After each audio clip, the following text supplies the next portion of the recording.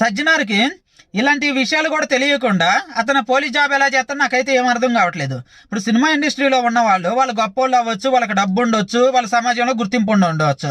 వాళ్ళు కంప్లైంట్ ఇచ్చారు. ఆ కంప్లైంట్ సాల్వ్ అయిన తర్వాత మొత్తం వరుసగా కూర్చోబెట్టి వాళ్ళని పక్కన కూర్చోబెట్టుకొని ప్రెస్ మీట్ పెట్టిండు.